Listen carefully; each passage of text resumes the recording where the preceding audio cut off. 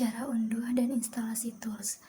Kunjungi situs resmi SWI Prolog di https://swiprolog.org/download.html. Pilih versi SWI Prolog yang sesuai.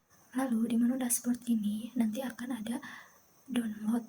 Nah, kita klik yang stable release.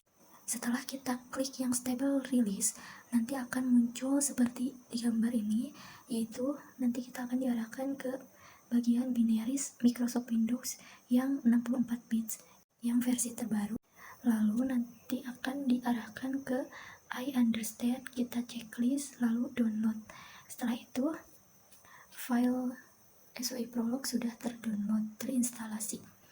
Lalu kita akan ke bagian welcome, kita next terus ya, terus nanti I agree.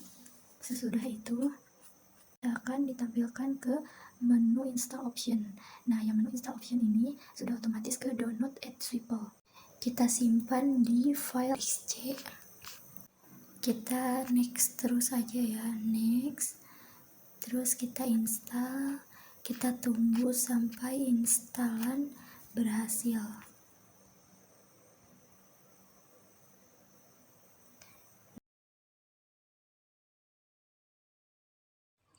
Selanjutnya, yaitu pengenalan lingkungan kerja tools. SWI Prolog memiliki beberapa tools atau utilitas yang membantu dalam pengembangan aplikasi Prolog. Berikut beberapa di antaranya. Yang pertama, yaitu SWI Prolog Editor atau pengedit teks. Ini adalah editor teks bawaan yang memungkinkan Anda menulis kode Prolog. Anda dapat membuat, menyunting, dan menyimpan file Prolog dengan editor ini. Lalu yang kedua, pengintegrasian konsol. SWI Prolog menyediakan lingkungan konsol yang interaktif di mana Anda dapat langsung menjalankan perintah Prolog, menguji predikat, dan menguji pengetahuan Anda secara interaktif. Lalu yang ketiga, debugger Prolog. SWI Prolog dilengkapi dengan debugger yang memudahkan Anda dalam menemukan dan memperbaiki bug dalam kode Prolog. Debugger ini membantu Anda melacak eksekusi kode secara langkah demi langkah, memeriksa variabel, dan melihat jejak eksekusi. Kemudian yang keempat, yaitu pustaka standar dan ekstensi atau PEX. SWI Prolog memiliki pustaka standar yang kaya, seperti pengolahan list, manipulasi string, operasi file, dan banyak lagi. Selain itu, ada juga paket-paket ekstensi yang dapat diunduh untuk fungsionalitas tambahan, seperti pengolahan data, algoritma spesifik, atau integrasi dengan teknologi lain. Lalu yang kelima, dokumentasi dan bantuan. Lingkungan SWI Prolog menyediakan dokumentasi yang komprehensif untuk pustaka standar, perintah, dan fitur-fitur lainnya. Ini memudahkan pengguna untuk belajar, mengembangkan, dan memperdalam pengetahuannya tentang Prolog. Lalu yang terakhir, berbagai alat bantu atau tools. SWI Prolog juga menyertakan berbagai alat bantu seperti pengelola paket, pengelola pengaturan, pengelola kode sumber, dan alat bantu lainnya yang membantu dalam manajemen dan pengembangan proyek. Selanjutnya yaitu deskripsi persoalan kasus.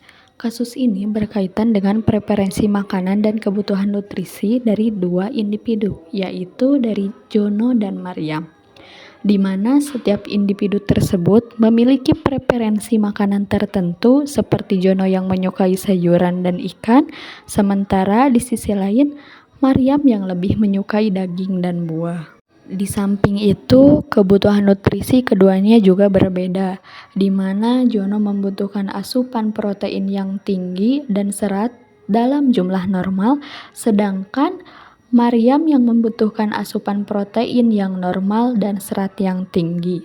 Kemudian, terdapat klasifikasi masakan yang sesuai dengan kebutuhan nutrisi. Misalnya, masakan yang kaya protein, tinggi serat, serat normal, dan sebagainya, dan juga yang sesuai dengan preferensi makanan. Misalnya, masakan yang cocok dengan sayuran, daging, buah, dan sebagainya. Tujuan dari kasus ini adalah untuk memberikan rekomendasi masakan atau X yang sesuai dengan kebutuhan nutrisi atau A dan B dari individu atau Y, berdasarkan preferensi makanan dan kebutuhan nutrisi yang telah diberikan sebelumnya. Bismillahirrahmanirrahim, kita buka aplikasi SwiftProlog-nya. Ini merupakan tampilan dari aplikasi SwiftProlog dengan versi 9.0.4. Kita buka file, lalu buka new. Lalu kita kasih nama dulu terlebih dahulu filenya, yaitu prolog with AI. Ya, terus kita langsung aja kita tulis preferensi underscore makanan dalam kurung Jono, sayuran, titik yang merupakan sebuah fakta. Dibacanya itu yaitu Jono memiliki preferensi makanan sayuran. Kita copy paste aja biar lebih cepat. Untuk baris kedua yaitu masih Jono, tapi kita ganti dengan ikan. Yang ketiga itu Mariam. Yang keempat juga masih Mariam. Mariam memiliki preferensi makanan daging. Sedangkan Mariam juga memiliki preferensi makanan buah. Preferensi itu lebih ke makanan yang sering dikonsumsi atau yang lebih sering dimakan. Lanjut ke kebutuhan underscore nutrisi dalam kurung Jono, protein, tinggi dalam kurung titik, dan merupakan sebuah fakta. Kita copy paste lagi.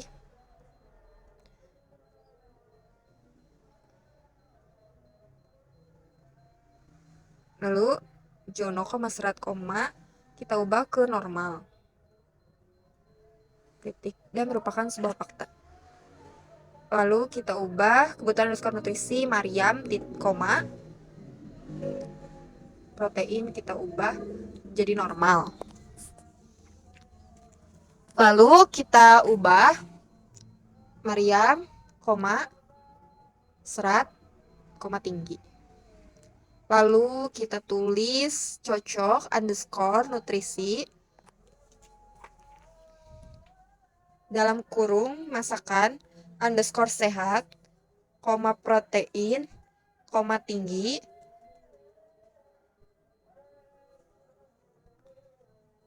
Kita copy paste. Itu ada yang tipe tinggi. Kita ubah. Kita copy paste lagi.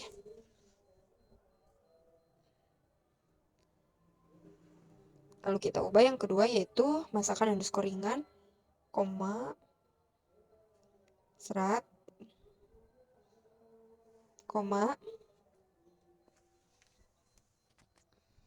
normal, titik. Dibacanya yang pertama yaitu masakan sehat, cocok nutrisinya itu protein tinggi. Masakan ringan, cocok nutrisinya itu serat, normal. Yang ketiga, masakan penuh gizi, cocok nutrisinya protein tinggi. Sedangkan yang keempat, masakan penuh gizi, cocok nutrisinya serat dan tinggi. Oh, yang ketiga itu normal. Lanjut, kita cocok underscore selera dalam kurung masakan underscore sehat, sayuran dalam kurung titik, dan merupakan sebuah fakta. Dibacanya itu masakan underscore sehat, cocok seleranya itu sayuran. Kita copy paste, lalu kita ubah jadi masakan ringan, buah.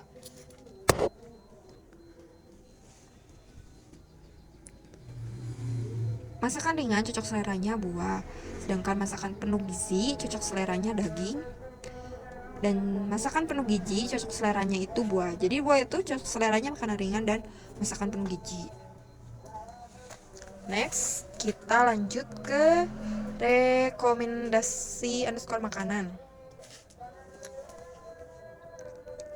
Dalam kurung X, Y dalam kurung titik strip, yaitu merupakan sebuah aturan bisa dibaca dengan if atau jika. Lanjut ke preferensi underscore makanan dalam kurung X, Z,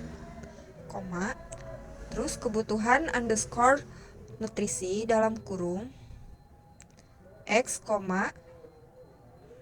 A, B, lanjut ke dalam kurung cocok underscore nutrisi dalam kurung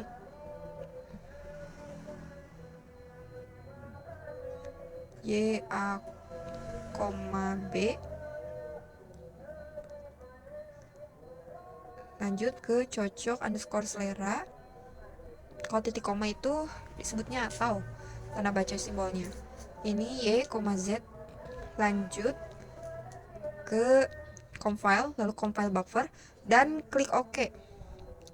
Untuk itu kita lanjut aja ke pertanyaan yang akan ditanyakan.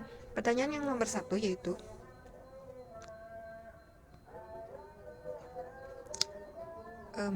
preferensi underscore makanan dalam kurung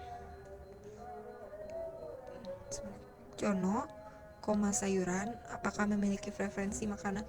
Ya, true, karena sebelumnya saya menulis Jono memiliki preferensi makanan sayuran di kalimat yang pertama. Jono itu suka makan sayuran. Yang kedua adalah rekomendasi underscore makanan dalam kurung Jono, masakan underscore ringan. Titik. True. Jono rekomendasi makanannya itu yang masakan ringan. Itu benar. Oh, sebentar. Itu error. Kepencet. Kita lanjut aja. Rekomendasi underscore makanan dalam kurung Mariam, masakan underscore penuh gizi. Karena Mariam itu kan makanan preferensinya itu daging sama buah yang penuh gizi ya. Itu benar atau enggak? Iya, betul. Masakan penuh gizi, serat, dan tinggi. Wah, Mariam ini bagus ya. Kita lanjut ke pertanyaan selanjutnya yaitu rekomendasi underscore makanan dalam kurung masih Mariam ikan. Apakah Mariam suka ikan? Ternyata tidak. Mariam itu preferensi makanannya bukan ikan tetapi daging dan buah. Kita cek lagi pertanyaan selanjutnya. Cocok underscore selera dalam kurung masakan underscore sehat, sayuran, titik, is true. Iya, betul. Masakan sehat cocok seleranya itu sayuran. Lanjut, rekomendasi underscore makanan dalam kurung Jono, buah